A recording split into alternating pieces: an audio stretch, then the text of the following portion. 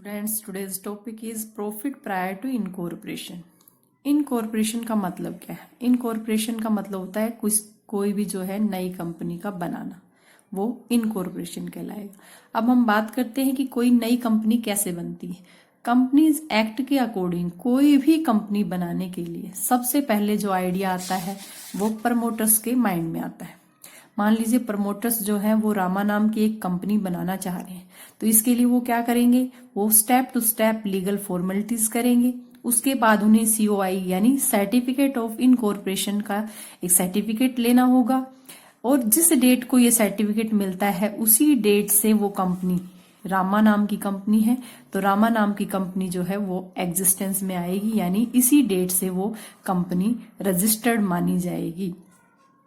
COI का certificate लेने के बाद उन्हें एक और सर्टिफिकेट लेना पड़ता है जिसको सीसीबी सर्टिफिकेट कहेंगे। CCB means certificate of commencement of business, यानी बिजनेस को स्टार्ट करने का एक सर्टिफिकेट लेना पड़ता है। इस सर्टिफिकेट के बाद ही कंपनी जो है वो बिजनेस स्टार्ट करती है और प्रॉफिट अर्न करती है। अब हम ये तो हो गई इनकॉर्पोरेशन की बात कि कोई भी नई कंपनी जो है वो कैसे बनती है। अब बात करते हैं हम यहाँ प्रायर प्रॉफिट टू इनकॉर्पोरेशन, यानी इनकॉर्पोरेशन से पहले कंपनी के जो प्रॉफिट होंगे उसे ही हम प्रॉफिट प्रायर टू इनकॉर्पोरेशन कहेंगे। अब बात करेंगे कि भाई जब कंपनी बनी ही नहीं है तो वो प्रॉफिट कैसे कमाएगी। ठीक है, जो कंपनी अभी एग्जिस्टेंस में ही नहीं आई है, जो बनी ही नहीं है, वो प्रॉफिट कैसे कमाएगी? तो वो किस तरीके से कमाएगी? देखिए, मान लीजिए मैंने कहा कि रामा जो कंपनी है वो बनाना चाहते हैं प्रमोटर्स, उनके माइंड में आइडिया आया है और वो लीगल फॉर्मेलिटी कर रहे हैं। अभी लीगल फॉर्मेलिटी कर रहे हैं, बट अभी तक उन्हें क्या नहीं मिला है?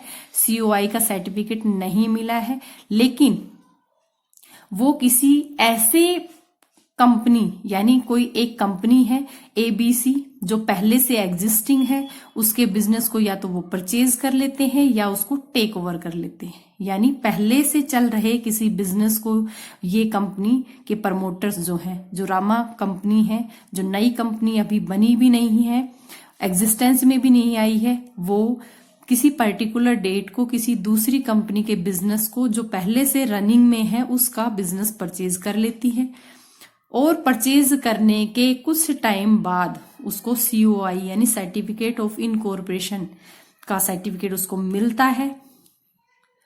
तो उस डेट से ही वो कंपनी एग्जिस्ट होगी, यानी रामा कंपनी कब बनेगी? 1 जुलाई को ही वो बनेगी। तो इससे पहले के जो प्रॉफिट, उसने तो 1 अप्रैल को ही दूसरा बिजनेस परचेज कर लिया था, तो दूसरा बिजनेस परचेज कब से कब तक रखा है उसने कि परचेज उसने कब किया है? 1 अप्रैल 2015 को किया है, और उसको सर्टिफिकेट मिला है 1 जुलाई को। तो नहीं, ये जो प्रॉफिट है ये प्रॉफिट ही प्रॉफिट प्रायर कहलाएगा। यानी इस डेट से, जिस डेट को उसने दूसरी कंपनी के बिजनेस को परचेज किया है, उस डेट से लेकर सीओआई के सर्टिफिकेट मिलने तक की डेट जो है, उस डेट का प्रॉफिट जो है वो प्रॉफिट प्रायर कहलाएगा, और बाद का जो प्रॉफिट है वो प्रॉफिट कौन सा कहलाएगा? पोस्ट, यानी पोस्ट प्रॉफिट ये होगा, और प्रायर प्रॉफिट ये। समझ में आई बात? अब हम इसी चीज को समझेंगे। सिंपल सी चीज है इसमें कि कोई भी कंपनी जिसके माइंड में अभी, उसके प्रमोटर्स के माइंड में अभी आइडिया ही आया है, बट उसने किसी दूसरी एग्जिस्टिंग कंपनी के बिजनेस को परचेज कर लिया है या टेक ओवर कर लिया है, तो जिस डेट को ये बिजनेस उसने परचेज किया है और जिस डेट को उसे सीओआई का सर्टिफिकेट मिला है, उस डेट का प्रॉफिट प्रायर प्रॉफिट कहलाएगा। और सीओआई का सर्टिफिकेट मिलने जिस डेट को, यानी कंपनी एग्जिस्टेंस में आई है, उस डेट से लेके और फिनेंशियल जो ईयर है 31 मार्च 2016 तक का जो टाइम बच गया है, इसको पोस्ट प्रॉफिट कहेंगे। अब हम बात करते हैं कि प्रायर जो प्रॉफिट है या प्री प्रॉफिट है, अगर प्रॉफिट होता है तो उसे कहाँ दिखाएंगे, अगर उसका लॉस होता है तो उसको कहाँ दिखाएंगे। अगर प्रायर प्रॉफिट की बात करें, अगर प्रायर प्रॉफिट में प्रॉफिट हुआ है तो उसे कैपिटल प्रॉफिट मान के हम कैपिटल रिजर्व में ट्रांसफर कर देंगे। लेकिन अगर इस प्री टाइम में प्रॉफिट की जगह प्रायर लॉस हुआ है तो उसे कैपिटल लॉस मान के गुडविल में ट्रांसफर कर देंगे। लेकिन जो पोस्ट प्रॉफिट है हमारा, यानी जिस डेट को उनके सीओआई का सर्टिफिकेट मिला है उस डेट से, यानी 1 जुलाई 2015 से लेके 31 मार्च 2016 तक का जो टाइम पीरियड है ये पोस्ट प्रॉफिट होगा। इस टाइम पीरियड में चाहे कंपनी को प्रॉफिट हो या लॉस, इसको हम प्रॉफिट एंड लॉस अकाउंट में ही ट्रांसफर करेंगे। अब इसमें एक चीज ध्यान रखने की है कि जो certificate of commencement of business जो है वो कंपलसरी होता है लेना बिजनेस को स्टार्ट करने के लिए, लेकिन इस डेट को हम इग्नोर करेंगे। इसको हम जब क्वेश्चन निकालेंगे तो इसको हम इस डेट को इग्नोर करेंगे, इस डेट को हम कहीं भी नहीं लेंगे। यहाँ हमें सिर्फ 2 ही डेट चाहिए होंगी। एक वो डेट जिसको बिजनेस परचेज किया गया है, यानी वो डेट 1 अप्रैल 2015 है, और दूसरी डेट कौन सी होगी? दूसरी डेट होगी जिस डेट को सीओआई का सर्टिफिकेट मिला है। तो ये 2 डेट ही कंपलसरी है। अगर इस certificate of commencement of business की कोई डेट दे रखी है तो इसको हम इग्नोर कर देंगे, इसको हम नहीं लेंगे। जब हमारे पास क्वेश्चन होगा तो उसमें हमारे पास एक ट्रायल बैलेंस गिवन होगा, उसमें कुछ इनकम और कुछ एक्सपेंसेस गिवन होंगे जिन्हें हमें प्री और पोस्ट प्रॉफिट में जो है वो बांटना है। इसके लिए हमें प्रॉफिट एंड लॉस का एक स्टेटमेंट बनाना होगा जिसमें पर्टिकुलर, बेसिस, प्री और पोस्ट। पर्टिकुलर में हमारी जो इनकम दे रखी है या एक्सपेंसेस दे रखे हैं वो लेंगे।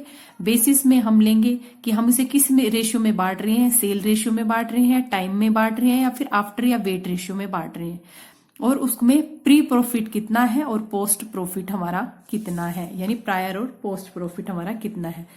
अब हम बात करते हैं कि सेल्स रेशियो वो क्या होता है। तो क्वेश्चन में हमारे पास सेल गिवन होगी। मान लीजिए सपोज 4 लाख की हमारे पास सेल है, तो 4 लाख की जो सेल है वो पूरे फाइनेंशियल ईयर के लिए होगी, यानी 1 अप्रैल से लेके 31 मार्च तक की ये सेल हमारे पास गिवन होगी। मान लीजिए 4 लाख की है, तो इस टाइम पीरियड में हमें इसको बांटना है। तो 1 अप्रैल से जुलाई तक, अप्रैल, मई और जून 3 मंथ हो गए, और बाकी के 9 मंथ, यानी 3 और 9, यानी 3 और 9 का मतलब है यहाँ 1 और 3।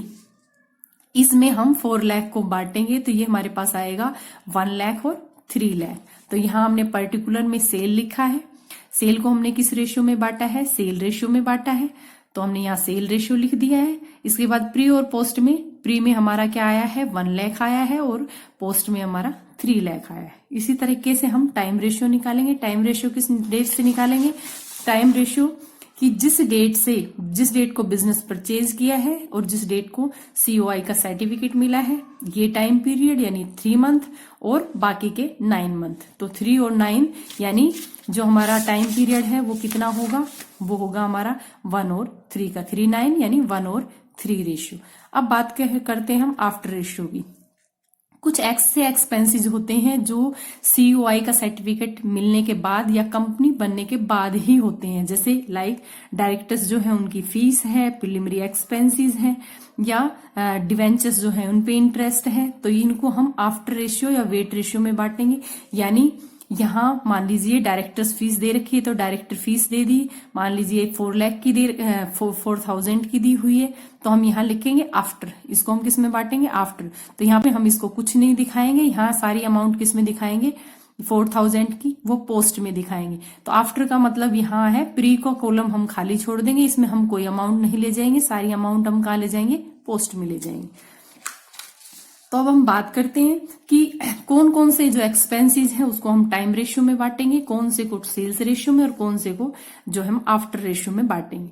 तो यहाँ हम जो फिक्स एक्सपेंसेस होंगे उनको हम टाइम रेशियो में बांटेंगे। अब फिक्स एक्सपेंसेस कौन से होंगे? फिक्स एक्सपेंसेस वो एक्सपेंसेस होंगे जिनके सेल के कम होने से, ज्यादा होने से या कंपनी को प्रॉफिट या लॉस होने से कोई इफेक्ट नहीं पड़ता। लाइक जैसे सैलरी है, अगर कंपनी जो है लॉस में जाएगी तब भी सैलरी उतनी ही देनी है, अगर प्रॉफिट है तो भी कंपनी सैलरी उतना ही देनी पड़ेगी। जैसे रेंट है, रेंट के भी जो भी कंपनी को चाहे प्रॉफिट हो, लॉस हो, सेल कम हो, ज्यादा हो, रेंट जो है वो फिक्स होता है। तो सैलरी है, ऑफिस एडमिन के जो खर्चे हैं या चार्जेस हैं, रेंट है, रेट टैक्सेस है, प्रिंटिंग और stationery, depreciation, telephonic, postage, miscellaneous expenses, ये सारे एक्सपेंसेस फिक्स एक्सपेंसेस हैं और इनको हम कहाँ बांटेंगे, टाइम रेशियो में बांटेंगे।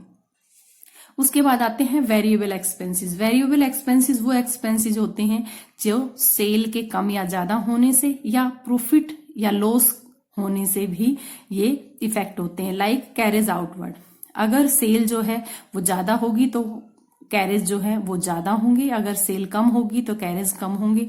अगर सेल ज्यादा होगी तो सेलिंग एंड डिस्ट्रीब्यूशन के खर्चे ज्यादा होंगे और सेल अगर कम होगी तो ये खर्चे भी कम होंगे। तो ये जो खर्चे हैं वो वेरिएबल एक्सपेंसेस कहलाएंगे, चाहे कैरेज आउटवर्ड हो, सेलिंग डिस्ट्रीब्यूशन, सेल है, कमीशन है, एडवर्टाइजमेंट है, बैड डेब्ट्स, ब्रोकरेज और सेल प्रमोशन। ये अगर एक्सपेंसेस दिए होंगे तो ये किस रेशियो में बटेंगे, सेल रेशियो में। अब बात करते हैं आफ्टर। तो मैंने बताया था कि आफ्टर रेशियो में वो सारे एक्सपेंसेस बटेंगे जो कंपनी बनने के बाद आते हैं, जैसे डायरेक्टर की फीस है, प्रीलिमिनरी एक्सपेंसेस है, डिवेंचर पे इंटरेस्ट है, फॉर्मेशन के एक्सपेंसेस है, अंडरराइटिंग कमीशन है, शेयर इश्यू एक्सपेंसेस है। ये सारे प्री में, इनमें कुछ नहीं डलेगा, सारा जितनी भी अमाउंट है वो सारी पोस्ट में चली जाएगी, उसी को हम आफ्टर कहेंगे या पोस्ट कहेंगे। इसमें एक अमाउंट आती है ऑडिट एक्सपेंसेस की। ऑडिट एक्सपेंसेस जो है वो चॉइसेबल होता है, आपकी मर्जी है। आप इसको अगर टाइम रेशियो में बांटना चाहें तो टाइम रेशियो में बांट सकते हैं, अगर आप इसको पोस्ट में दिखाना चाहते हैं यानी आफ्टर में दिखाना चाहते हैं तो आप उसको वहां भी दिखा सकते हैं।